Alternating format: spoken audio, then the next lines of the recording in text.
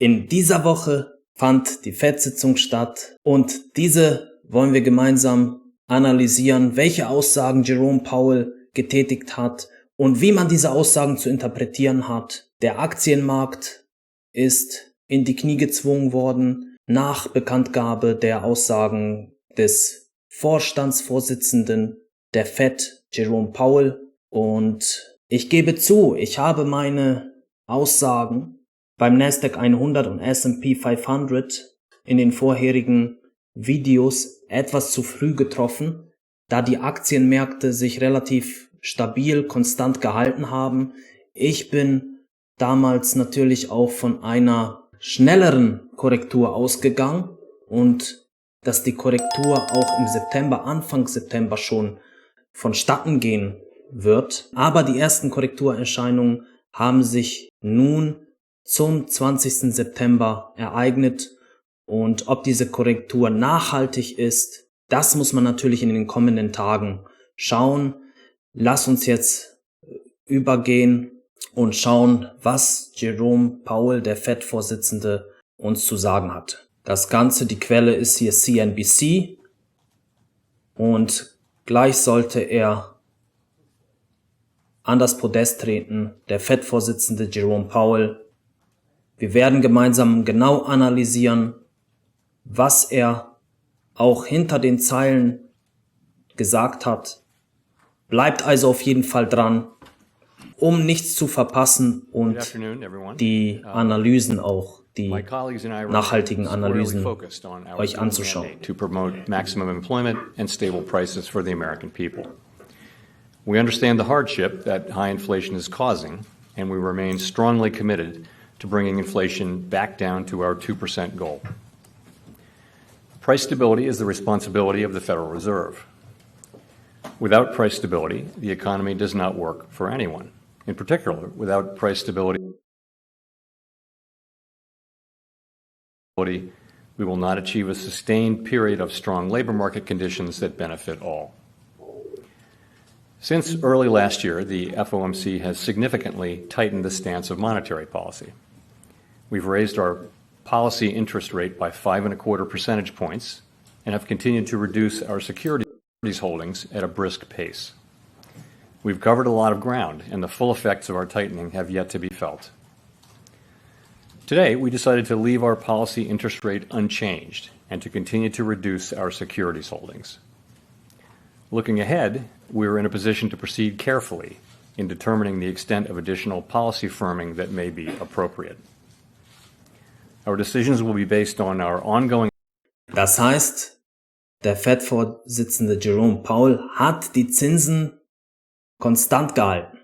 Aber die Zinsen werden für längere Zeit oben gehalten. Aufgrund der Inflation, aufgrund des Inflationsdrucks, der in den USA immer noch sehr hoch ist. Die Arbeitslosigkeit, das wird er auch gleich erwähnen, ist immer noch auf einem sehr niedrigen Stand. Assessments of the incoming data and the evolving outlook and risks. I will have more to say about monetary policy after briefly reviewing economic developments. Recent indicators suggest that economic activity has been expanding at a solid pace. And so far this year, growth in real GDP has come in above expectations. Higher interest rates also appear to be weighing on business fixed investment. In our Summary of Economic Projections, or SEP, committee participants revised up their assessments of real GDP growth, with the median for this year now at 2.1%. Participants expect growth to cool, with the median projection falling to 1.5% next year. The labor market remains tight, but supply and demand conditions continue to come into better balance. Over the past 3 months, payroll job gains averaged 150,000 jobs per month, a strong pace that is nevertheless well below that seen earlier in the year. The unemployment rate ticked up in August but remains low at 3.8%. The labor force participation. Das heißt, die Arbeitslosenquote ist immer noch in einem sehr niedrigen Bereich, 3,8%. Die Arbeitslosigkeit steigt etwas an, aber das ist einfach nicht maßgeblich dafür, um eben die Inflation zu stoppen. Das möchte Jerome Powell auch damit erwähnen, weil die Arbeitslosenquote ist von bedeutender Wichtigkeit, um die Inflation zu stoppen. Da werde ich später nochmal drauf eingehen, warum das so ist. The participation rate has moved up since late last year, particularly for individuals aged 25 to 54 years. Nominal wage growth has shown some signs of easing, and job vacancies have declined so far this year. Although the jobs-to-workers gap has narrowed, labor demand still exceeds the supply of available workers. FOMC participants expect the rebalancing in the labor market to continue, easing upward pressures on inflation. The median unemployment rate projection in the SEP rises from 3.8% at the end of this year to 4.1% over the next 2 years. Inflation remains well above our longer run goal of 2%. Based on the Consumer Price Index, or CPI, and other data, we estimate that total PCE prices rose 3.4% over the 12 months ending in August, and that, excluding the volatile food and energy categories, core PCE prices rose 3.9%. Inflation has moderated somewhat since the middle of last year, and longer-term inflation expectations appear to remain well anchored, as reflected in a broad range of surveys of households, businesses, and forecasters, as well as measures from financial markets. Ich denke, er hat gesagt, vom letzten August, meine ich jetzt, hat er gesagt, dass die Erzeugerpreise, die ganzen Preise wie Nahrungsmittel beträchtlich angestiegen sind um 4,4% seit letztem August, und das ist besorgniserregend, und dass sein Ziel ist, die Inflation auf 2% zu senken, und diese Aufgabe wurde bislang noch nicht erfüllt. Nevertheless, the process of getting inflation sustainably down to 2% has a long way to go. The median projection in the SEP for total PCE inflation is 3.3% this year, falls to 2.5% next year, and reaches 2% in 2026. The Fed's monetary policy actions are guided by our mandate to promote maximum employment and stable prices for the American people. My colleagues and I are acutely aware that high inflation imposes significant hardship as it erodes purchasing power, especially for those least able to meet the higher costs of essentials like food, housing, and transportation. We are highly attentive to the risks that high inflation poses to both sides of our mandate, and we are strongly committed to returning inflation to our 2% objective. As I noted earlier, since early last year, we have raised our policy rate by 5.25 percentage points.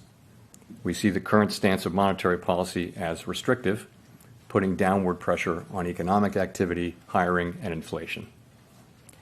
In addition, the economy is facing headwinds from tighter credit conditions for households. Also er hat auch gesagt, dass die FED einiges dafür schon getan hat, um die Inflation nach unten zu bringen. Die Erfolge sind da, aber ich denke, die Wirtschaft ist sehr stark, und die Wirtschaft und die Arbeitslosigkeit ist hier der Schlüssel, um die Inflation nachhaltig auch nach unten zu bringen.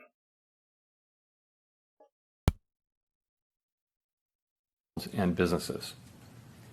In light of how far we have come in tightening policy, the committee decided at today's meeting to maintain the target range for the federal funds rate at 5.25% to 5.5%, and to continue the process of significantly reducing our securities holdings. We are committed to achieving and sustaining a stance of monetary policy that is. Also, die Fed ist weiterhin bereit, restriktiv zu bleiben. Das heißt, die Securities abzubauen. Das heißt, die Zinsen weiter auf bis zu 5,5% anzuheben. Das ist die nächste Step. Ob das jetzt im November dann eine weitere Zinsanhebung zu erwarten ist, das muss man dann sehen, wie einfach die Lage dann sein wird. Also es wird nach der Lage das Ganze beurteilt. Sufficiently restrictive to bring inflation down to our 2% goal over time. In our SEP, FOMC participants wrote down their individual assessments of an appropriate path for the federal funds rate based on what each participant judges to be the most likely scenario going forward. If the economy evolves as projected, the median participant projects that the appropriate level of the federal funds rate will be 5.6% at the end of this year, 5.1% at the end of 2024, and 3.9% at the end of 2025. Compared with our June summary of economic projections, the median projection is unrevised for the end of this year, but has moved up by a half percentage point at the end of the next 2 years. These projections, of course, are not a committee's decision or plan if the economy. Also redet hier die Projektionen, die Zukunft, wie das Ganze aussehen sollte, und sieht erst im Jahre 2025 Zinssenkungen. Das heißt, auf jeden Fall werden die Zinssenkungen mauer ausfallen, als vom Markt erwartet worden ist. Und die ersten Reaktionen hatte man dann auch beim Nasdaq 100, S&P 500 gesehen, aber auch beim DAX, der nachbörslich dann auch wieder nach unten gelaufen ist. Und schauen wir mal weiter, was uns der FED-Vorsitzende Jerome Powell zu sagen hat. Does not evolve as projected, the path of policy will adjust as appropriate to foster our maximum employment and price stability goals. We will continue to make our decisions meeting by meeting based on the totality of the incoming data and their implications for the outlook for economic activity and inflation, as well as the balance of risks. Given how far we have come, we are in a position to proceed carefully as we assess the incoming data and the evolving outlook and risks. Real interest rates now are well above mainstream estimates of the neutral policy rate, but we are mindful of the inherent uncertainties in precisely gauging the stance of policy. We're prepared to raise rates further if appropriate, and we intend to hold policy at a restrictive level until we're confident that inflation is moving down sustainably toward our objective. In determining the extent of additional policy firming that may be appropriate to return inflation to 2% over time, the committee will take into account the cumulative tightening of monetary policy, the lags with which monetary policy affects economic activity and inflation, and economic and financial developments. We remain committed to bringing inflation back down to our 2% goal and to keeping longer-term inflation expectations well anchored. Mir fällt immer auf, dass immer dasselbe sagt, dass einfach geradezu davon besessen ist, einfach die Inflation auf 2% runterzusetzen. Und das ist einfach das Hauptziel der FED, um einfach Preisstabilität zu gewährleisten, da viele Menschen sich das gar nicht mehr leisten können, diese ganzen Produkte, die sie für das tägliche Leben auch benötigen, Ernährung, Heizkosten und Transportation, wie er sagt. Und das alles muss in Grenzen gehalten werden. Die Preise müssen nach unten laufen, weil es so zu einer Lohnpreisspirale kommen kann und dies wiederum zu höheren Inflation führen kann, da, wenn man die Löhne erhöht, einfach auch die Produkte immer teurer werden. Reducing inflation is likely to require a period of below-trend growth and some softening of labor market conditions. Restoring price stability is essential to set the stage for achieving maximum employment and stable prices over the longer run. To conclude, we understand that our actions affect communities, families, and businesses across the country. Everything we do is in service to our public mission. We at the Fed will do everything we can to achieve our maximum employment and price stability goals. Thank you, and I look forward to your questions.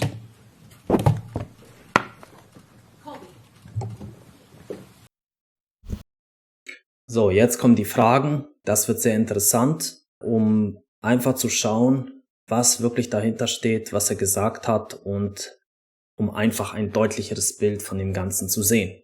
Und wir interpretieren das Ganze hier natürlich, beziehungsweise ich interpretiere das für euch, wie ihr das alles zu verstehen habt. Wenn euch das bislang gefallen hat, lasst auf jeden Fall ein Abo da und aktiviert die Glocke. Ein Like bitte. Ihr würdet mir damit wirklich weiterhelfen, auch um den Algorithmus weiterhin am Laufen zu halten. Thank you. Colby Smith with the Financial Times. What makes the committee inclined to think that the Fed funds rate at this level is not yet sufficiently restrictive, especially when officials are forecasting a slightly more benign inflation outlook for this year? There's noted uncertainty about policy lags. Headwinds have emerged from the looming government shutdown, the end of federal child care funding, resumption of student debt payments, things of that nature. So I guess I would characterize the situation a little bit differently. So we decided to maintain the target range for the federal funds rate where it is at 5.25% to 5.5%, while continuing to reduce our securities holdings. And we say we're committed to achieving and sustaining a stance of monetary policy that's sufficiently restrictive to bring down inflation to 2% over time. We said that. But the fact that we decided to maintain the policy rate at this meeting doesn't mean that we've decided that we have or have not at this time reached that stance of monetary policy that we're seeking. If you looked at the SEP, as you obviously will have done, you will see that a majority of participants believe that it is more likely than not that it will be appropriate for us to raise rates one more time in the 2 remaining meetings this year. Others believe that we have already reached that. So it's something where we're not making a decision by deciding to about that question by deciding to just maintain the rate and await further data. So right now it's still an open question about sufficiently restrictive. You're not.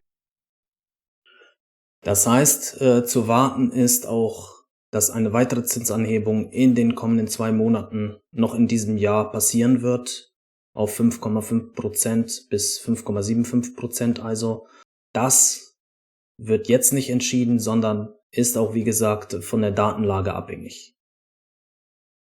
You're not saying today that we've reached this level. We're not saying, no. Clearly, what we decided to do is maintain the policy rate and await further data. We want to see convincing evidence, really, that we have reached the appropriate level, and we're seeing progress, and we welcome that. But we need to see more progress before we'll be willing to reach that conclusion. And just on the 2024 projections, what's behind that shallower path for interest rate cuts and the need for real rates to be 50 basis points higher? Right. So I would say it this way. First of all, real interest rates are positive now. They're meaningfully positive. And that's a good thing. We need policy to be restrictive so that we can get inflation down to target, okay? And we're going to need that to remain to be the case for some time. So I think, remember that of course, the SEP is not a plan that is negotiated or discussed really as a plan. It's accumulation, really, and what you see are the medians. It's accumulation of individual forecasts from 19 people, and then what you're seeing are the medians. So I wouldn't want to, bestow upon it the idea that it's really a plan. But what it reflects, though, is that economic activity has been stronger than we expected, stronger than I think everyone expected. And so what you're seeing is this is what people believe as of now will be appropriate to achieve what we're looking to achieve, which is progress toward our inflation goal, as you see in the SEP. Ganz kurz mal Stopp hier. Was hier nochmal ganz deutlich gemacht hat, ist, dass die FED wirklich auch überrascht ist von der Stärke der Wirtschaft in den USA.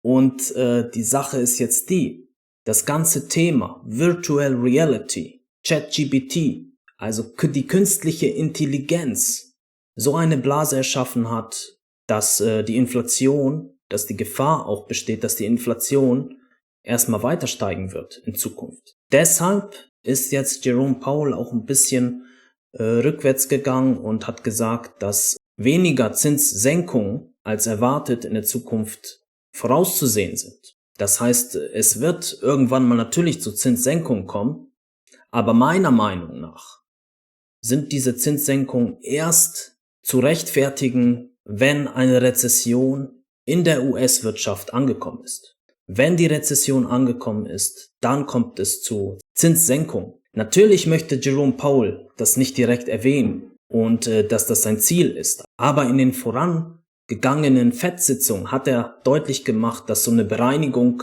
nicht schlecht ist für die US-Wirtschaft und dass die Arbeitslosigkeit, das hat er auch erwähnt, viel zu gering ist und auf einem Rekordniveau, was die Arbeitslosenquote angeht. Und um die Inflation nach unten zu drücken, ist einfach die Arbeitslosigkeit der Schlüssel für die US-Wirtschaft. Hi, Chair Powell. Rachel Siegel from the Washington Post. Thanks for taking our questions. How would you characterize the debate around another hike or holding steady? Is it discussion around lag times, fear of too much slowing, too little slowing? Could you walk us through what this disagreement was about at the meeting? Yeah, so the proposal at the meeting was to maintain our current policy stance. And I think there was obviously unanimous support for that. But this, of course, is an SEP meeting, and so people write down what they think. And you have some, you saw, I think 7 wrote down no hike at this meeting, or between now and the end of the year, and I think 12 wrote down another single hike in one of the next 2 meetings that we have between the end of the year. So it wasn't like we were arguing over that. People just stating their positions. And really what people are saying is, let's see how the data come in. You know, we Also, wiederum hat er gesagt, dass es datenabhängig ist. Aber er sieht in den nächsten 2 FED-Sitzungen die Möglichkeit, dass eine weitere Zinsanhebung vonstatten geht. Und das begründet er auch indirekt mit der Arbeitslosenquote. Er sagt zwar, dass er die Arbeitslosenquote stabil halten möchte und ein Soft Landing, aber ich denke auch, wie ich das auch früher auch in einem Video erwähnt habe, Jerome Powell blufft. Er möchte einfach die US-Wirtschaft bereinigen. Er möchte, dass die US-Wirtschaft in eine Rezession kommt. Das möchte er. Und das ist auch gut so. Das ist einfach eine Entwicklung. Jede 7, 8 Jahre muss es zu einer Rezession kommen. Erst dann können wir auch am Aktienmarkt bessere Investments tätigen, bessere Renditen auch erzielen. Was bringt uns das, wenn wir jetzt über Monate lang, 2 Monate fast, ein bisschen hoch, ein bisschen runter gehen am Nasdaq 100? Das hilft keinem was. Und ich denke, dass wir jetzt einen Abverkauf sehen werden am Aktienmarkt, wie ich das auch vor einem Monat in meinen Videos erwähnt habe. Ich habe es etwas zu früh erwähnt, weil ich dachte, dass der Jerome Powell hier noch etwas restriktiver sein wird, aber er hat gewartet, er hat auf die Datenlage geschaut und sieht jetzt, dass er mehr tun muss, als erwartet worden ist. Er tut zwar jetzt indirekt weniger, denkt er, weil er die Zinsanhebung konstant gehalten hat, also keine Zinsanhebung vorgenommen hat, aber er hat in Aussicht gestellt, dass dies für lange Zeit auch so bleiben wird und Zinssenkungsfantasien hat er auch in dieser FED-Sitzung zunichte gemacht. Dass die nicht so stark ausfallen werden, diese Zinssenkungsfantasien, wie von den Marktteilnehmern erwartet worden ist. We want to see, you know what we want to see. We want to see that these good inflation readings that we've been seeing for the last 3 months, we want to see that it's more than just 3 months, right? We want to see, you know, the labor market report that we received, the last one that we received, was a good example of what we do want to see. It was a combination of across a broad range of indicators, continuing rebalancing of the labor market. So those are the 2 things. Those are our 2 mandate variables, and that's the progress that we want to see. But I think people, they want to be convinced. You know, they want to be careful not to jump to a conclusion really one way or the other, but just be convinced that the data, support that conclusion. And that's why, given how far we've come and how quickly we've come, we're actually in a position to be able to proceed carefully as we assess the incoming data and the evolving outlooks and risks and make these decisions meeting by meeting. I see. And in your view, I know nothing has been decided yet, but what would one more hike at the end of the year do to the economy or to inflation? And on the other side, what would no hike do, if you could sort of game that out for us? So, you know, you can make the argument that one hike one way or the other won't matter, but for us, we're trying, obviously as a group, it's a pretty tight cluster of where we think that policy stance might be, but we're always going to be learning from data. You know, we've learned all through the course of the last year that actually we needed to go further than we had thought. If you go back a year and what we wrote down, it's actually gotten higher and higher. So we don't really know and that's why, again, we're in a position to proceed carefully at this point. A year ago, we proceeded pretty quickly to get rates up. Now we're fairly close, we think, to where we need to get. It's just a question of reaching the right stance. I wouldn't attribute huge importance to one hike in macroeconomic terms. Nonetheless, we need to get to a place where we're confident that we have a stance that will bring inflation down to 2% over time. That's what we need to get to, and we've been moving toward it as we've gotten closer to it. We've slowed the pace at which we've moved. I think that was appropriate. And now that we're getting closer, we have the ability to proceed carefully. Okay, let's go to Steve. Steve Leisman, CNBC. Mr. Chairman, I want to return to Colby's question here. What is it saying about the committee's view of the inflation dynamic in the economy that you achieve the same forecast inflation rate for next year but need another 0.5 point of the funds rate on it? Does it tell us that the committee believes inflation to be more persistent, requires more medicine effectively? And I guess a related question is, if you're going to project a funds rate above the longer run rate for 4 years in a row, at what point do we start to think, hey, maybe the longer rate or the neutral rate is actually higher? Thank you. So I guess I would point more to, rather than pointing to a sense of inflation having become more persistent, I wouldn't think that's not, we've seen inflation be more persistent over the course of the past year, but I wouldn't say that's something that's appeared in the recent data. It's more about stronger economic activity, I would say. So if I had to attribute one thing, again, we're picking medians here and trying to attribute one explanation, but I think broadly, stronger economic activity means rates. We have to do more with rates, and that's what that meaning is telling you. In terms of what the neutral rate can be, we know it by its works. We only Ja, was hier sagt, dass er einfach die Inflation weiterhin bekämpfen wird. Und die Gefahr ist auch jetzt die Energiepreise steigen wieder, aber das kann die FED ja nicht kontrollieren. Deshalb ist es auch möglich, dass in Zukunft die Inflation einfach wieder zu heiß wird. Und dann muss die FED natürlich wiederum was tun. Only know it by its works, really. We can't the models and that we use, you only know when you get there, and by the way the economy reacts. And again, that's another reason why we're moving carefully now, because there are lags here. So it may of course be that the neutral rate has risen. You do see people. You don't see the median moving, but you do see people raising their estimates of the neutral rate, and it's certainly plausible that the neutral rate is higher than the longer run rate. Remember, what we write down in the SEP is the longer run rate. It is certainly possible that that the neutral rate at this moment is higher than that, and that's part of the explanation for why the economy has been more resilient than expected. Let's go to Howard. Howard Schneider with Reuters. Thank you. So you've said several times that the economy needed a period of below-trend growth to get inflation consistently back to 2%. You kind of get that in 2024, a little bit. 1.5% is just a touch below what's the estimate of potential. So the fact that you're getting so much done at so much less cost, does that represent a change in how you think inflation works, a change in how you think the economy works, a change in the mix of supply healing versus demand destruction that's necessary to achieve this?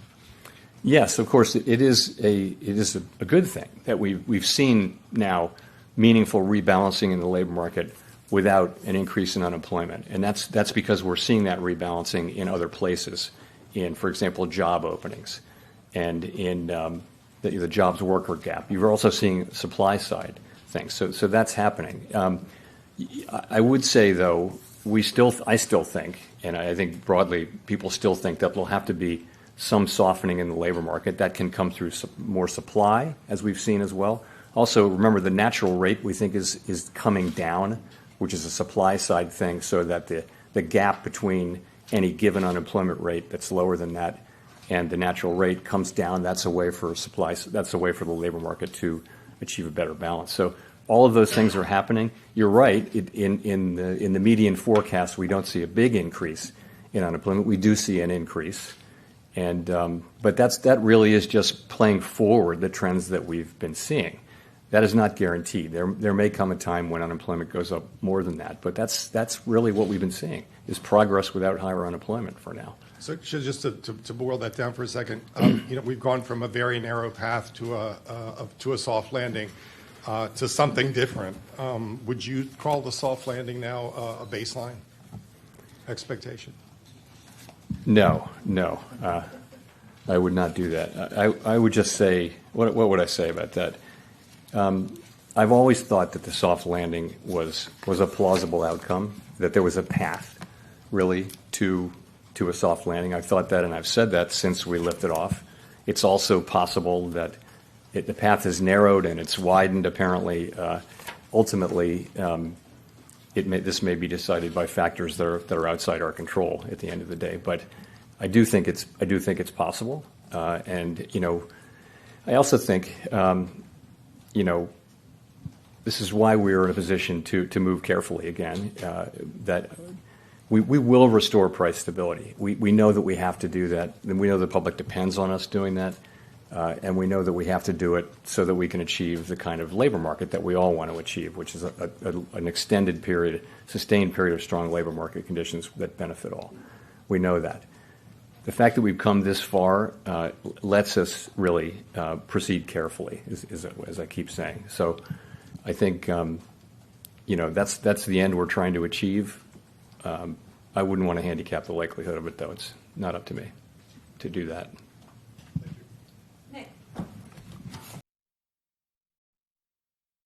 Also Jerome Powell ist der Meinung, dass ein Soft Landing durchaus noch möglich ist und dass einfach die Arbeitslosigkeit so niedrig gehalten werden kann und trotzdem das Ziel von 2% Inflationsrate erreicht werden kann. Ich sehe das hier ganz anders. Ich sehe, dass Jerome Powell hier blufft, um hier nicht zu starke Unruhe zunächst einmal zu schaffen. Ich denke, er weiß ganz genau, dass wir in eine Rezession laufen werden.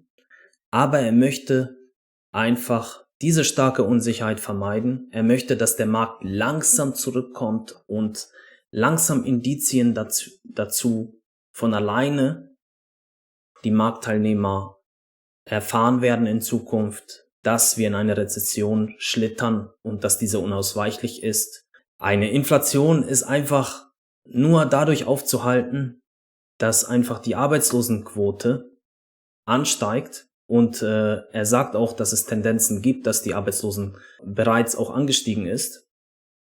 Aber das reicht natürlich noch nicht aus, um die Inflation auf 2% runterzudrücken, indem er weitere Zinsanhebungen in Aussicht setzt und auch, denke ich, auch mal weiter auch zumindest eine noch machen wird und auch für längere Zeit nach oben halten wird, werden auch die Kosten der Unternehmen stärker sein und die Unternehmen werden langsam auch die Arbeitnehmer entlassen und dadurch wird es auch zu einer Arbeitslosenwelle kommen, praktisch gesehen, da die Kredite auch immer teurer werden für die Unternehmen und die Unternehmen dann auch eine Auslese machen werden und eben erstmal Arbeitnehmer entlassen werden. So traurig das auch klingt, aber nur so kann die Inflation auch gestoppt werden, da dadurch auch die Nachfrage reduziert wird und das wird die Inflation dann gewaltig stoppen. Und da werden wir auch in eine Rezession kommen. Und erst dann werden auch Zinssenkungen getätigt, weil, wie ich auch in den vorherigen Videos erwähnt habe, eine Zinssenkung war in den vergangenen Jahren, in den vergangenen Jahrzehnten nur dann erfolgt, wenn es zu einer Krise kam. Rezession, Finanzkrise, Dotcom-Blase und jetzt haben wir auch eine Blase, künstliche Intelligenz und um diese Blase zu stoppen, muss Arbeitslosigkeit geschaffen werden, um die Inflation, die Nachfrage zu reduzieren, wie gesagt, und Da gibt es keinen anderen Ausweg. Das wird hier jetzt schön geredet. Jerome Powell blufft, aber er geht auch restriktiv vor, aber er möchte es halt nicht zu sehr. Er möchte einfach nicht die Konsequenzen erwähnen. Das muss der Markt selber entscheiden und wissen und erfahren. Und deswegen seid ihr auch hier auf meinem Kanal, um bestens informiert zu werden, um einfach die Wahrheit zu erfahren. Deswegen abonniert meinen Kanal, aktiviert die Glocke, um immer auf dem Laufenden zu sein. Falls ihr meinen Kanal nicht abonniert habt, abonniert ihn, lasst einen Kommentar drunter, falls ihr Fragen habt, um einfach den Algorithmus weiterlaufen zu lassen, wie gesagt, damit es sich für mich auch lohnt, euch weiter zu informieren. Nick Timmeros of the Wall Street Journal. Chair Powell, both you and Vice Chair Williams have indicated that sufficiently restrictive will be judged on a real rather than nominal basis, implying some scope for nominal rate cuts next year, provided further compelling evidence that price pressures will continue to subside. Is the FOMC focused on targeting a real level of policy restriction? And can you explain what would constitute enough evidence that will allow the FOMC to normalize the nominal stance of policy while keeping real policy settings sufficiently restrictive? I mean, yes, we understand that it's a real rate that will matter and that it needs to be sufficiently restrictive. Again, I would say you know sufficiently restrictive only when you see it. It's not something you can arrive at with confidence in a model or in various estimates. And so what are we seeing? We're seeing, through a combination of the unwinding of the pandemic-related demand and supply distortions and monetary policy's work in suppressing demand or alleviating very high demand. The combination of those two things is actually working. You're seeing, inflation coming down. It's principally now in goods, also in housing services. You begin to see effects of it in non-housing services as well. So we think that is working. And I think as we've said, we want to reach that. We want to reach something that we're confident it gets us to that level. And I think confidence comes from seeing, enough data that you feel like, yes, okay, this feels like we can for now decide that this is the right level and just agree to stay here. We're not permanently deciding not to go higher, but we would, let's say, if we get to that level. And then the question is, how long do you stay at that level? And that's a whole other set of questions. For now, the question is.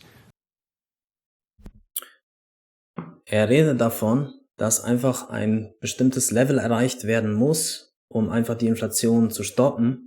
Aber was ich denke, dass bereits auch schon zu weit gegangen ist mit den Zinsanhebungen und die Zinsanhebungen noch nicht am Markt impliziert worden sind. Das heißt, nicht effektiv genug im Moment zu sein scheinen. Und das muss sich wirklich noch am Markt etablieren, diese ganzen Zinsanhebungen. Und erst dann sehe ich auch einen Effekt. Und dann wird man sehen, dass wir eine zu starke Zinsanhebung vorgenommen haben und auch zu lange diese Zinsen nach oben halten werden. Auch das kann zu einer Rezession führen. Was ich denke natürlich, dass es dann nach den Zinssenkungen wieder zu einer aufgeheizten Inflation kommen kann. Ich habe es auch immer wieder gesagt, dass solche Dinge auch wellenartig geschehen, dass einfach eine Inflation, dann eine Rezession folgt und dann wieder eine Inflation. Und das kann durchaus, wie in den 70er Jahren auch zu sehen war, wiederum in diesem Jahr auftauchen und im nächsten Jahr und im übernächsten Jahr. Und deswegen muss man hier sehr vorsichtig auch sein bei den Aktien, welche Aktien man nimmt. Und bei Value-Titel ist man hier besser bedient als bei diesen Hype-Aktien. Was natürlich auch wiederum meine Meinung ist. Alles, was ich euch hier sage, ist meine Meinung. Ihr sollt es auch nicht nachmachen. Ihr sollt meine Videos dafür nutzen, damit ich euch helfe, eure Meinung auch auszubilden. Trying to find that level where we think we can stay there. And we haven't gotten to a point of confidence about that yet. That's the stage we're at, though. But it looks like because there was an across-the-board drop in the core PCE projection, core PCE inflation projection for this year, And even then, it seems possible that core PCE inflation could come in even lower than the median at 3.7%. Would you see a case to raise rates still if it turned out that you were going to achieve the same real rate this year because the decline in inflation proceeds somewhat better than you currently anticipate? The decision that we make at each meeting, and certainly at the last two meetings this year, it's going to depend on the totality of all the data. So the inflation data, the labor market data, the growth data, the balance of risks and the other events that are happening out there. We take all of that into account. So I can't really. Also er lässt sich hier nicht in die Karten schauen. Er bleibt geheimnisvoll. Er wird einfach nicht sagen, was er machen wird. Er sagt immer wieder, dass er sich die Growth Data, die ganzen Daten anschauen wird, die Food Data und inwieweit die Kosten gestiegen sind, und erst dann wird er dann entscheiden, inwieweit er dann auch die Zinsen anheben wird oder auch nicht. Answer a hypothetical about one piece of that. It'll be trying to reach a judgment over whether we should move forward with another rate hike overall, and whether that would increase our confidence that yes, this is an appropriate move, and it will help us be more confident that we've gotten to the level that we need to get to. Gina. Thanks, Chair Powell. Following up on Nick's question, actually, John Williams, the New York Fed president, obviously, has said things to the effect of next year, as we see inflation, kind of, again, to Nick's point, as we see inflation coming down, we're going to need to reduce interest rates to make sure that we're not squeezing the economy harder and harder over time. And I wonder if that's basically the logic that you apply. Is that how you think about it? And then I also wonder, in the last press conference, you said something to the effect of, it's a full year out, those discussions, and people interpreted that to mean that you didn't see a possibility of a rate cut in the first half of next year. And I wonder if that was what you meant by that, or whether, how you're thinking about that timing. No, when I answer these questions about hypotheticals about cutting, I'm never intending to send a signal about timing. I'm just answering them as the question is expressed. So please, I wouldn't want to be taken that way. Sorry, the first question was that how? Yeah, so we're as we go into next year, that's the question we'll be asking, is taking into account lags and everything else we know about the economy and everything we know about monetary policy. The time will come at some point, and I'm not saying when, that it's appropriate to cut. Part of that may be that real rates are rising because inflation is coming down. Part of it just may be that it'll be all the factors that we see in the economy, and that time will certainly come at some point. And what you see is us writing down, a year ahead estimates of what that might be. And there's so much uncertainty around that.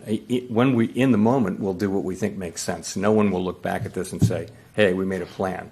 It's not like that at all. These are estimates made a year in advance that are highly uncertain, and that's how it is. Neil.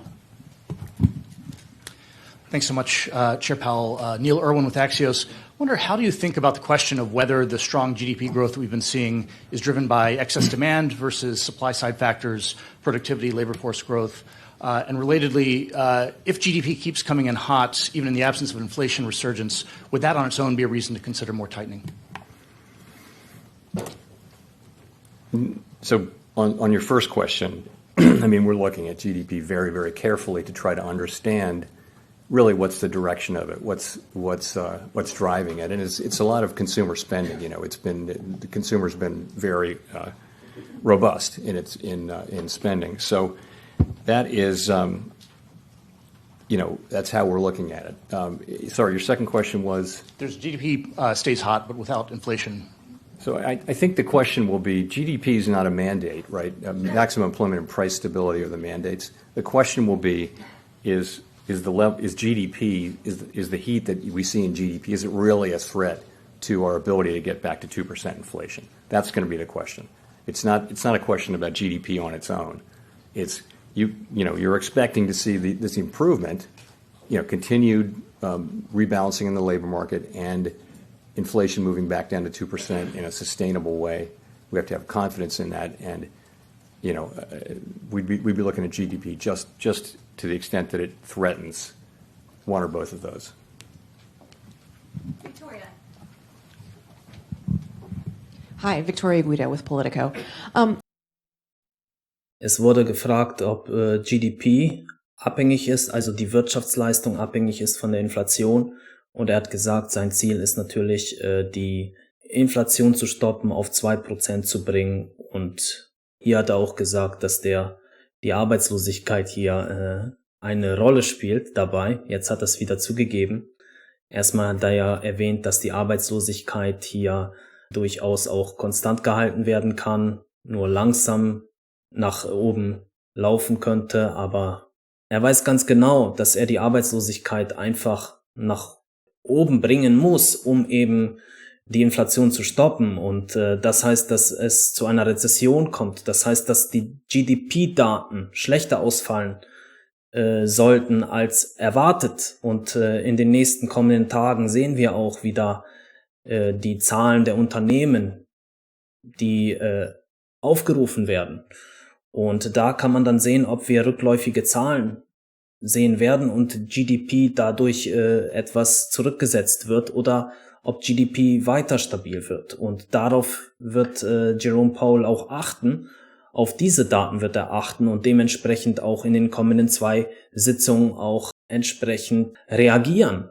Und das war eine sehr gute Frage von dem Herrn. Also GDP hat durchaus auf die Zinspolitik indirekt Auswirkungen auf seine Zinspolitik und da wird er auch drauf achten. Also hier, der Jerome Powell blufft hier wieder und des Weiteren hat er auch oft schon geblufft und dazu habe ich auch ein Video schon gemacht. Das werde ich euch am Ende des Videos nochmal zeigen. Und schauen wir uns mal die nächste Frage an. There are multiple external factors that are playing out right now. We see rising oil prices. We see auto workers striking. There's the looming, very real possibility of a government shutdown. And I was just wondering, for each of those things, could you talk about how you're thinking about how that might affect the course for the Fed and the economy? So there is a long list, and you hit some of them. But it's the strike, it's government shutdown, resumption of student loan payments, higher long-term rates, oil price shock. There are a lot of things that you can look at, and so what we try to do is assess all of them and handicap all of them. And ultimately, though, there's so much uncertainty around these things. I mean, to start with the strike, first of all, we absolutely don't comment on the strike, as we have no view on the strike one way or the other. But we do have to make an assessment of its economic effects to do our jobs. So. The thing about it is so uncertain. It will depend. The economic effects, it could affect, we've looked back at history, it could affect economic output, hiring, and inflation. But that's really going to depend on how broad it is and how long it's sustained for. And then it also depends on how quickly production can make up for lost production. So none of those things are known right now. It's very, very hard to know. So you just have to leave that uncertain. And we'll be learning, I think, over the course of the next intermeeting period. Much more about that. And the same is true for the others. I don't know if you mentioned shutdown. I think of all of these as being on the list. We don't comment on that. It hasn't traditionally had much of a macroeconomic effect. Energy prices being higher, that is a significant thing. Energy prices being up can affect spending. It can affect over time. A sustained period of higher energy prices can affect consumer expectations about inflation. We tend to look through short-term volatility and look at core inflation, but so the question is how long are higher prices sustained? We have to take those macroeconomic. Ja, Jerome Powell ist hier nicht direkt auf den Ölpreis auch eingegangen, da ihm das selber auch Sorgen bereitet und der Ölpreis wird ja durchaus auch von Russland und den Emiraten zurzeit bestimmt. Da muss Jerome Powell natürlich auch darauf achten, auch wenn er jetzt hier eher ausweicht, aber wie gesagt, es macht ihn schon Sorgen und man muss aber auch berücksichtigen, dass der Ölpreis durchaus auch Schwankungen hat. Natürlich kann das Ganze auch ausarten, wie in der Ölkrise in den 70er Jahren. Das kann dazu führen, dass die Inflation weiterhin nach oben schießen könnte in Zukunft. Deshalb ist der Ölpreis auch für die Wirtschaft, auch für die Inflation von besonderer Bedeutung, auch wenn er hier eine ausweichende Haltung einnimmt. If I hit them all, but ultimately, you're coming into this with an economy that appears to have significant momentum, and that's what we start with. But we do have this collection of risks that you mentioned. Craig Torres from Bloomberg News. I was a little surprised, Chair Powell, to hear you say that a soft landing is not a primary objective. This economy is seeing added supply in a way that could create long-term inflation stability. We have prime-age labor force participation moving up where people can add skills. Workers want to work. We have a boom in manufacturing construction. We've had a decent spate of home building. And since inflation's coming down with strong GDP growth, we may have higher productivity. All are which good for the Fed's longer run target of low inflation. And if we lose that in a recession, aren't we opting for the awful hysteresis that we had in 2010? So are you taking this into account as you pursue policy? Thank you. To begin, a soft landing is a primary objective, and I did not say otherwise. I mean, that's what we've been trying to achieve for all this time. The real point, though, is the worst thing we can do is to fail to restore price stability, because the record is clear on that. If you don't restore price stability, inflation comes back, and you go through, you can have a long period where the economy is just very uncertain, and it'll affect growth, it'll affect all kinds of things. It can be a miserable period to have inflation constantly coming back and the Fed coming in and having to tighten again and again. So the best thing we can do for everyone, we believe, is to restore price stability. I think now, today, we actually, we have the ability to be careful at this point and move carefully, and that's what we're planning to do. So we fully appreciate the benefits of being able to continue what we see already, which is rebalancing in the labor market and inflation coming down without seeing, an important, large increase in unemployment, which has been typical of other tightening cycles. So. Go to Chris. Hi, thank you. Chris Rugaber at Associated Press. When you look at the disinflation that has taken place so far, do you see it mostly as a result of what some economists are calling the low-hanging fruit, such as the unwinding of supply chain snarls and other pandemic disruptions, or is it more a broad disinflationary trend that involves most goods and services across the economy? Thank you. So if I understood your question, I would say it this way. I think we knew from before when we lifted off, but certainly by the time we knew that bringing inflation back down was going to take, as I call it, the unwinding of these distortions to both supply and demand that happened because of the pandemic and the response. So that unwinding was going to be important. In addition, monetary policy was going to help. It was going to help supply side heal by cooling demand off, and just in general, better aligning supply with demand. So those two forces were always going to be important. I think it's very hard to pull them apart. They work together. I do think both of them are at work now, and I think they're at work in a way that shows you the progress that we are seeing. Go to Mike. Michael McKee from Bloomberg Television and Radio. In June, you forecast a Ja, hier hat er nochmal deutlich gemacht, dass das Angebot und die Nachfrage sehr zusammenhängend sind, dass einfach die Nachfrage auch zu dieser Inflation führt. Und das Angebot wird dann immer knapper, wenn die Nachfrage hoch wird. Und dadurch werden die Preise immer weiter erhöht natürlich. Da ist das Ziel der FED, da einzugreifen. Und da haben die auch Zugriff drauf, weil die ja durch die Zinsanhebung die Preise dadurch erhöhen, dadurch immer weniger die Menschen bereit sind, diese Produkte zu kaufen. Und dadurch kann die Inflation dann auch letztendlich dann gestoppt werden. Das wollte er hier äußern und ich denke, das hat er auch sehr gut erklärt.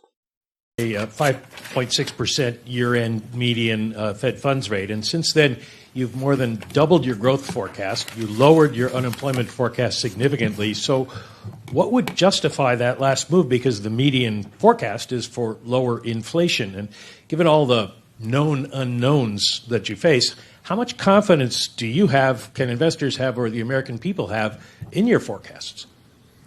Well, forecasts are highly uncertain. Forecasting is very difficult. Forecasters are a humble lot with much to be humble about. But to get to your question, though, what's happened is growth has come in stronger, right? Stronger than expected, and that's required higher rates. Unemployment, you also see that the ultimate unemployment rate is not as high, but that's really because of what we've been seeing in the labor market. We've seen more and more progress in the labor market without seeing significantly higher unemployment. So we're continuing that trend. In terms of inflation, you are seeing the last three readings are very, very good readings. It's only three readings. We were well aware that we need to see more than three readings. But if you look at June, July, and August, you're looking at really significant declines in core inflation, largely in the goods sector, also to some extent in housing services, and just a little in non-housing services. Those are the three buckets. Headline inflation, of course, has come way down, largely due to lower energy prices, some of which is now reversing. So I think people should know that economic forecasting is very difficult, and these are highly uncertain forecasts. But these are our forecasts. We have very high quality people working on these forecasts, and I think they stand up well against. Also hier erläutert dass einfach dieses Forecasting, diese Analysen der Analysten und das Vorhersagen eines Ereignisses durchaus sehr schwer fällt, und er geht nochmal darauf ein, dass die Preise der Goods, also der Nahrungsmittel, Healthcare, durchaus auch gesunken sind, aber dass bei dem Unemployment Rate was gemacht werden soll, sprich die Arbeitslosenquote immer noch stabil ist und sich da nichts tut. Also er geht immer auf diese Arbeitslosenquote darauf ein, und da sehe ich auch den springenden Punkt, warum einfach die Inflation weiterhin so stark ist und das GDP und die Wirtschaft immer in den USA Stärke zeigt. Und hier gibt der Preis ein bisschen auch Preis, dass ihm das stört, denke ich mal. Dass dieses GDP immer so stark ist, dass die Wirtschaft in den USA einfach zu stark ist und deswegen mehr machen muss. Und vorher hat er ja erwähnt, dass das GDP gar nichts mit der Inflation zu tun hat, aber hat es, ne? Und da sehen wir mal wieder dieses Widersprüchliche, was ich hier sehe. Natürlich sagt er das nicht direkt, aber das kann man so interpretieren. Other forecasters, but just the nature of the business is the economy is very difficult to forecast.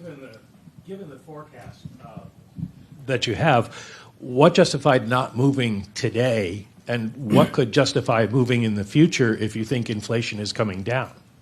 In other words, why did you leave that extra dot in?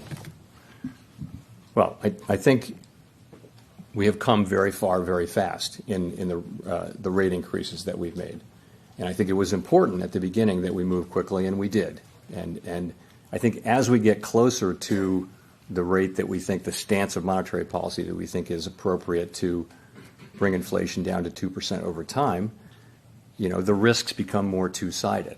And the risk of over-tightening and the risk of under-tightening becomes more equal. And I think the natural common sense thing to do is, as you approach that, you move a little more slowly as you get closer to it, and that's what we're doing. So we're taking advantage of the fact that we have moved quickly to move a little more carefully now as we sort of find our way to the right level of restriction that we need to get inflation back down to 2%.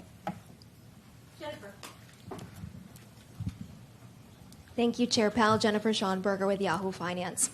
With your focus on year-over-year PCE, isn't it true that base effects are huge, and that by the time you meet in November, that it's more likely that you'll have a low PCE number that would make you feel more comfortable?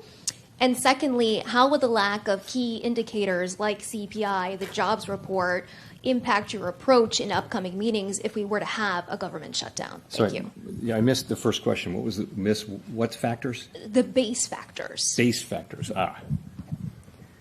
Okay. So on that, we're looking at just monthly. Right, you can look at just monthly readings and see what the increase was from the prior month. So you're right. When you go back 3, 6, and 12 months, you get base factors, but we can adjust for that.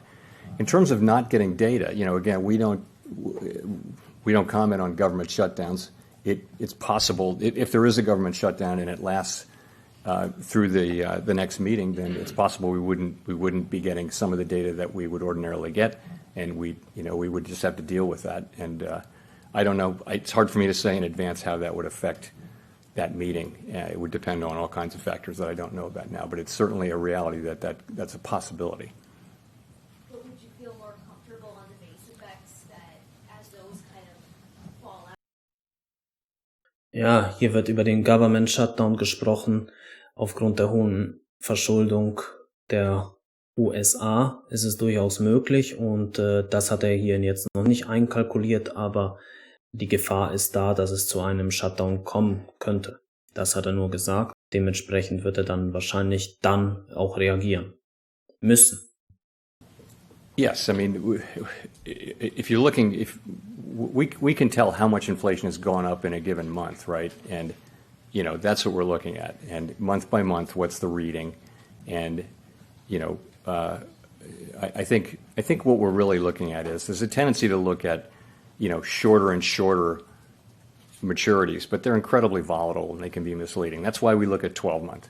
But I think in this situation where it looks like we've had a bit of a turn in inflation starting in June, we're also looking at 6 months and even 3 months, but really 6 months inflation. So you're looking at it over that period and over longer periods. That's the right way to go. And we don't need to be in a hurry in getting to a conclusion about what to do. We can let the data evolve. Thanks for the question, Chair Powell. Edward Lawrence with Fox Business. So I want to focus back in on oil prices. We're seeing oil prices, as you mentioned, move up, and that's pushing the price of gas. So how does that factor into your decision to raise rates or not? Because the last two inflation reports, PCE and CPI, we've seen the overall inflation has actually risen. Right. So, energy prices are very important for the consumer. This can affect consumer spending. It certainly can affect consumer sentiment. I mean, gas prices are one of the big things that affects consumer sentiment. It really comes down to how persistent, how sustained these energy prices are. The reason why we look at core inflation, which excludes food and energy, is that energy goes up and down like that, and it doesn't. Energy prices mostly don't contain much of a signal about how tight the economy is, and hence don't tell you much about where inflation's really going. However, we're well aware, though, that if energy prices increase and stay high, that'll have an effect on spending, and it may have an effect on consumer expectations of inflation, things like that. That's just things we have to monitor. So. On the consumer, they're putting more and more of this on their credit card. The consumer seeing record credit spending. How long do you think the consumer can manage that debt at higher interest rates now? And are you concerned about a debt bubble related to that?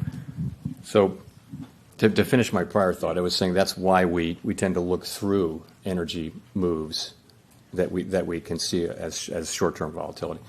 Turning to consumer credit, of course we watch that carefully. Consumer distress, measures of distress among consumers were at historic lows quite recently, during and after the pandemic. They're now moving back up to normal. We're watching that carefully, but at this point, these readings they're not at troublingly high levels. They're just kind of moving back up to what was typical in the pre-pandemic era. Jean. Hi, Jean Young with. Was er hier genau gesagt hat, ist, dass einfach, wie ich auch vorher erwähnt habe, dass er sich den Core CPI anschaut bei der USA und da wird ja die Energie herausgerechnet, da er sieht, dass die Energie sehr schwankungsbehaftet ist und auf die Frage, wie das mit den Kreditkarten aussieht, wie die Kredite sein werden, weil je höher die Zinsen ausfallen, desto höher ist es auch das Problem, dass die Konsumenten die Kredite nicht mehr zurückzahlen können, die sie bei den Kreditkartenunternehmen auch haben. Und das sind hohe Verzinsungen zurzeit. Und das ist ein Problem. Aber es ist auch ein Problem, wenn man die Zinsen nicht weiter erhöht, dass die Menschen diese Grundbedürfnisse nicht mehr erhalten, nicht mehr sichern können, Nahrungsmittel, Transportation, Healthcare und so weiter, dass sie sich das nicht mehr leisten können. Und natürlich sind dadurch auch die Konsumenten, die auf Pump etwas kaufen, dadurch durch diese hohen Verzinsungen, Zinsraten, die Kreditkartenbetreiber jetzt auch aufführen, da sind die wirklich auch davon betroffen. Man kann es ja auch nicht jedem recht machen hier, ne, bei dieser Maßnahme. Aber wie gesagt, das Ziel der FED ist es, die Zinsen auf 2%, die Zinsen, also die Leitzinsen auf 2% zu senken. Yields along the Treasury curve have risen to their highest in years. What is the Fed's view about what's been driving that increase in recent weeks? And how much of it can be attributed to macro explanations and how much to technical factors? So you're right. Rates have moved up significantly. I think it's always hard to say precisely, but most people do a common decomposition of the increase, and the view will be it's not mostly about inflation expectations. It's mostly about other things. Either term premium or real yields, and it's hard to be precise about this. Of course, everyone's got models that'll give you a very precise answer, but they give you different answers. So, but essentially, they're moving up because it's not because of inflation. It's because it'll probably have something to do with stronger growth. I would say more supply of treasuries. The common explanations that you hear in the markets kind of make sense.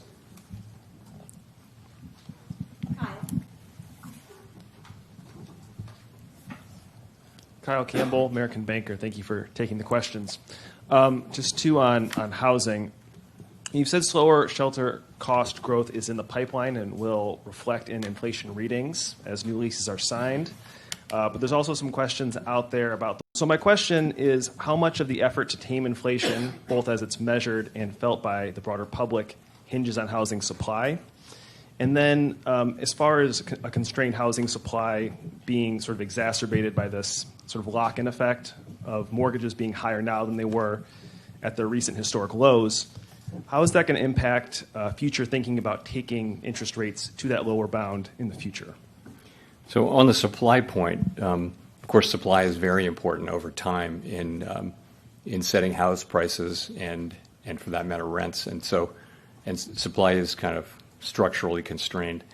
But in terms of where inflation is going in the near term, though, as you obviously know, a lot of it is leases that are running off and then being re-signed or released at a level that's it won't be that much higher. A year ago it would have been much higher than it was a year before. Now it may be below or at the same level. So as those leases are rolling over, we're seeing what we expect, which is measured housing services inflation coming down.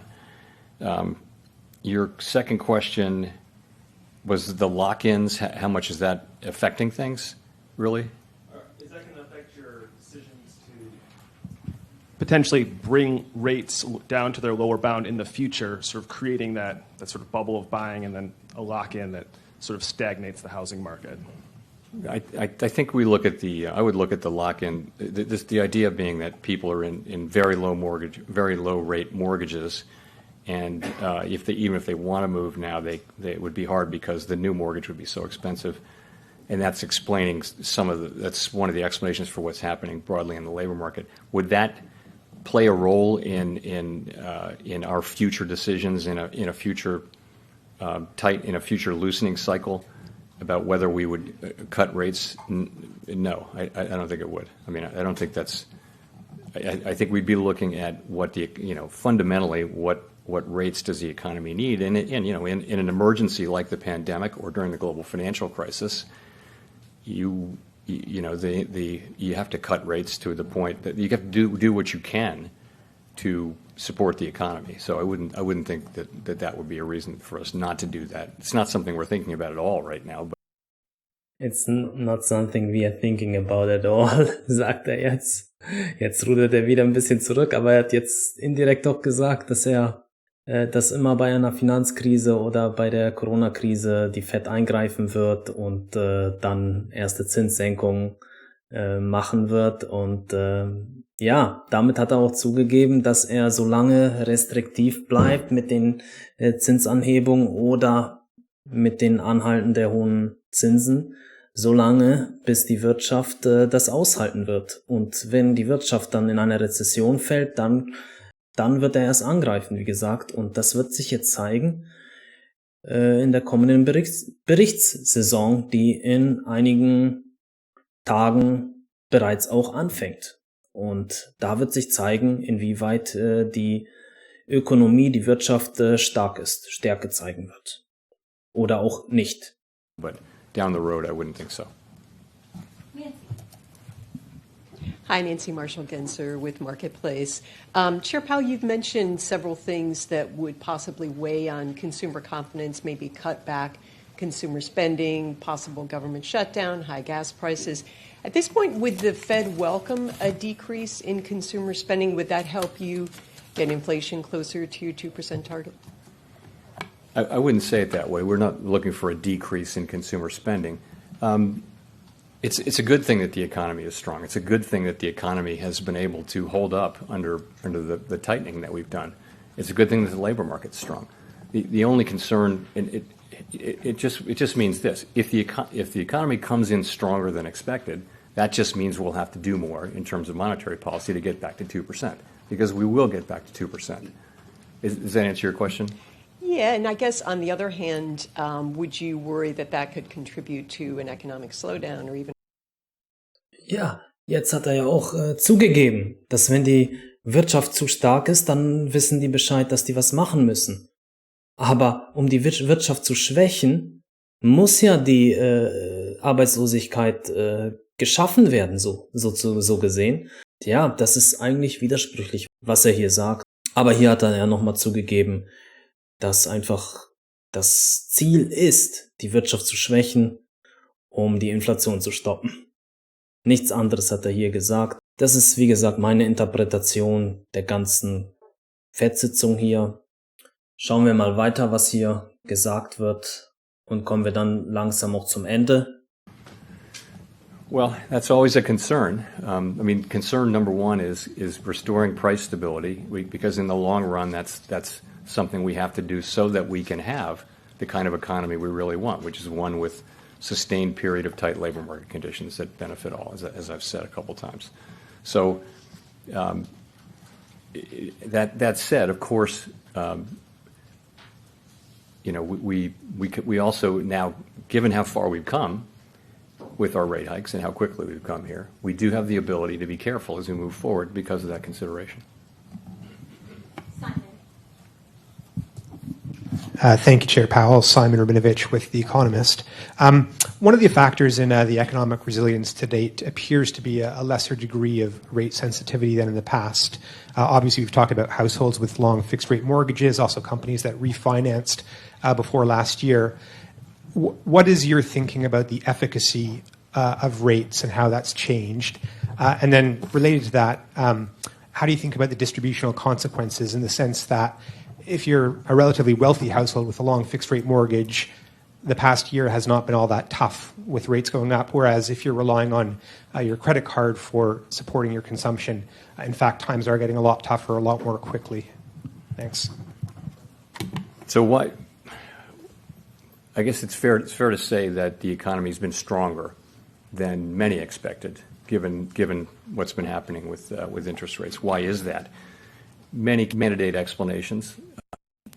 Possibly a number of them make sense. One is just that household balance sheets and business balance sheets have been stronger than we had understood, and so that's spending is held up and that kind of thing.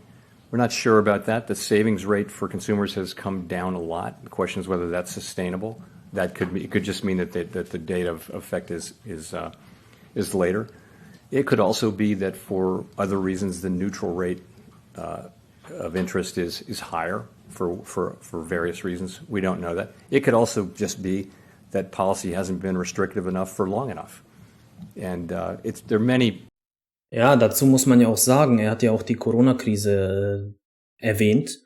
Und da muss man sagen, dass wirklich massiv an Kapital während der Corona-Krise in den Markt geschoben worden ist, sodass die Menschen durchaus sehr viel Erspartes haben, aber man sieht hier jetzt auch durchaus einen Rückgang des Ersparten, aber der Konsum ist weiterhin sehr, sehr stark robust und die Wirtschaft ist sehr stark. Ich denke auch, das hat was mit der Corona-Krise zu tun, da dort auch Free Money praktisch auch ausgegeben wurde und da wurde wirklich falkenhaft sozusagen gehandelt wie jetzt, sondern wirklich einfach das Geld aus dem Fenster geworfen und Helikoptergeld ausgegeben, so dass die Menschen durchaus in der Lage waren, sich etwas anzusparen. Und sie wurden ja auch gezwungen zu sparen, da sie ja auch Beschränkungen hatten, einkaufen zu gehen oder sonstige Aktivitäten wie Reisen zu unternehmen.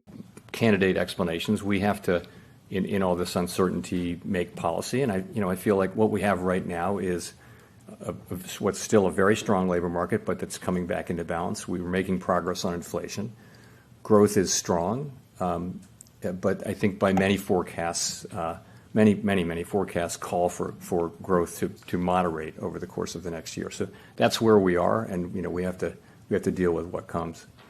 On your second question your second question was distributional, but can you be a little clearer about that? My point there was that if you're somebody who has a long fixed rate mortgage, you've been able to endure the higher rates relatively easily. If you're somebody who's living month to month off of your credit card, current financing rates are punitive. Yes. And so the point I would make there is that we're trying to get inflation back down. The people who are most hurt by inflation are the people who are on a fixed income. If you're a person who spends all of your income, you don't really have any meaningful savings. You spend all your income on the basics of life: clothing, food, transportation, heating, the basics. And prices go up by 5, 6, 7%. You're in trouble right away. Whereas even middle class people have some savings and some ability to absorb that. So it is for those people, as much as for anybody, that we need to restore price stability. And we want to do it as quickly as possible. Obviously, we would like to do that. We'd like the current trend to continue, which is that we're making progress without seeing the kind of increase in unemployment that we've seen in past things. But you're right, though. When we raise rates, people who are living on credit cards and borrowing are going to feel that more. They are, and of course, people with lots of savings also have a much lower marginal propensity to consume, and so it's not going to affect them as much. Let's go to Greg Robb for the last question. Thank you, Chair Powell. Greg Robb from MarketWatch. In the Beige Book recently, you can tell that the Fed has been surveying nonprofits and community groups about the economic health of low-income Americans, moderate-growth Americans. I have two questions about this. Are you going to use that data to maybe come up with sort of like a quarterly survey of those groups, like the Senior Loan Officer Survey? And and also the second question is, from your recent readings of these surveys, how are low and moderate Americans doing? Is there this thing where like the GDP is strong because of wealthy Americans kind of driving things? I just want to get your sense of the health of that sector. Thank you. So I don't know about the quarterly survey. That's an idea we can take away and think about. In terms of how low and moderate Americans, they're clearly were suffering from high inflation. I think during the pandemic, the government transfers that happened were very meaningful. And if the surveys that we take showed that low and moderate income people were actually in very, very strong financial condition. I think now it's a very hot labor market, and you're seeing high nominal wages, and you're starting to see real wages are now positive by most measures. So I think overall households are in good shape. Surveys are a different thing. So surveys are showing dissatisfaction, and I think a lot of that is just people hate inflation, hate it. And that causes people to say the economy is terrible, but at the same time they're spending money. Their behavior is not exactly what you would expect from the surveys. That's kind of a guess at what the answer might be. But I think there's a lot of good things happening on household balance sheets, and certainly in the labor market and with wages. The biggest wage increases having gone to relatively low-wage jobs, and now inflation coming down, you're seeing real wages, which is a good thing. Thanks very much.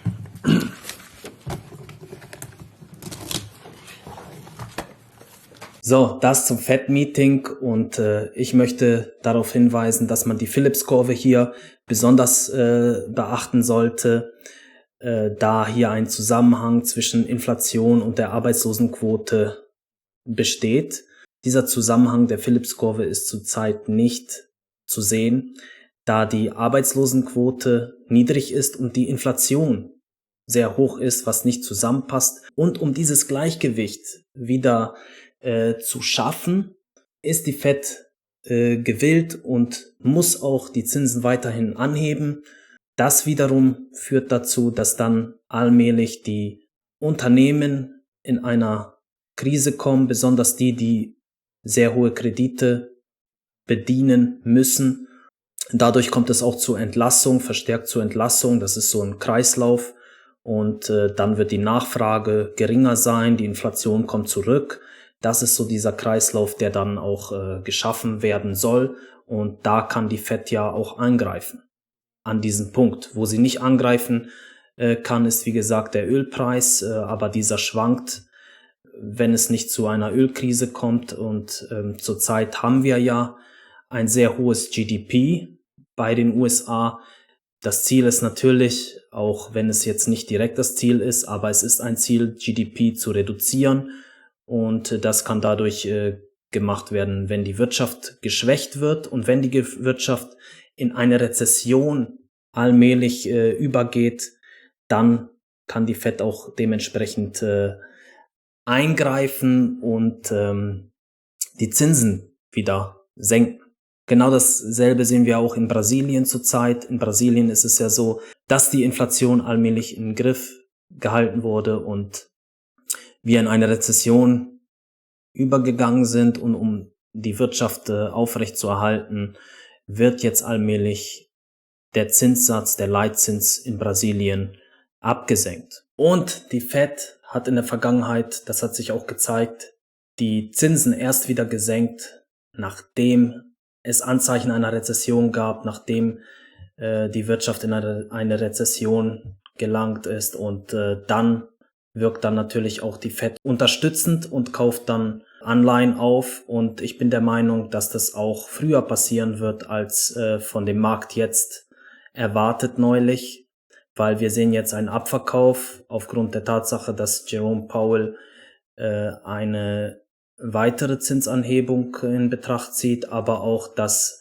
im nächsten Jahr die Zinsen nicht so stark gesenkt werden, als vermutet worden ist vom Markt. Deswegen denke ich, dass es hier eine Überraschung geben wird. Wenn es zu einer Rezession kommt, ist die FED natürlich gezwungen, wieder mal die Zinsen zu senken. Und das, denke ich, wird überraschend auch passieren. Und wir werden sehen, dass beim GDP, dass wir wirklich auch hier einen fallenden GDP sehen werden und dadurch eben die FED gezwungen wird, wie gesagt. Ich habe auch bei meinen Analysen beim DAX, S&P 500 und Nasdaq erwähnt, dass ich fallende Kurse beim DAX, S&P 500 und Nasdaq 100 erwarten werde. Und das habe ich vor über einem Monat erwähnt. Da bin ich ein bisschen zu früh gewesen mit der Annahme, aber ich war mir ziemlich sicher, dass wir fallende Kurse sehen werden und mit dem heutigen Tag hat sich das auch bewahrheitet. Wir sind unter bestimmten Unterstützungsmarken runtergelaufen, was natürlich ein bärisches Signal darstellt, aber dazu werde ich dann bei der nächsten Chartanalyse mehr erfahren. Abonniert auf jeden Fall meinen Kanal, falls ihr das noch nicht getan habt. Lasst einen Daumen da und aktiviert die Glocke, um nichts mehr zu verpassen. Da die nächste Chartanalyse äußerst spannend wird. Ich habe auch den Hike in Ashin mit eingeführt, der wirklich sehr, sehr aussagekräftig ist und wo der Markt in Zukunft auch hinlaufen sollte. Dementsprechend wünsche ich euch einen schönen Börsentag noch und haltet die Ohren steif. Bis dann.